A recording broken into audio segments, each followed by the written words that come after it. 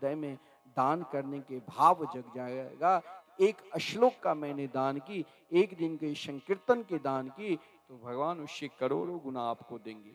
आप किसी को दिन में 1 कप चाय पिलाकर देखना। प्रातः काल आप किसी को चाय पिलाते हो ना, तो आप आज आपको 10 लोग सामने कहेंगे भैया आज आपने चाय नहीं पिया, चाय पी लो। अरे 1 कप यदि आप चाय किसी को पिलाते हो तो 10 आदमी पूछने वाले हैं। और अगर आप नहीं पिलाओगे तो आज आप 10 दरवाजे पर बैठ जाओ, कोई पूछने वाले भी नहीं है कि आप चाय पियो। दान की तो वो महात्म है।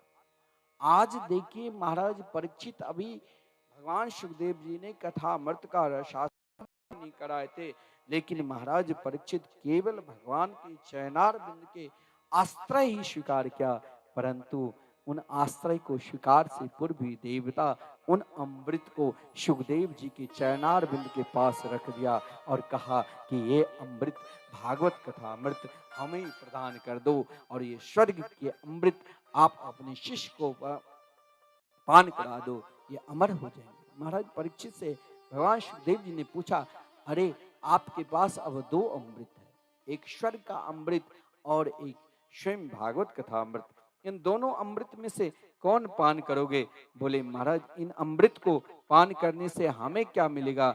बोले इन अमृत को पान करने से महाराज स्वर्ग के अमृत अगर आपने पान कर लिया तो लौट कर आना पड़ेगा, और भागवत कथा अमृत को रसास्वादन कर लिया तो यद गत्वा निवर्तन्ते तद धाम परमम मम, जहाँ लौट कर आना ही नहीं पड़ता।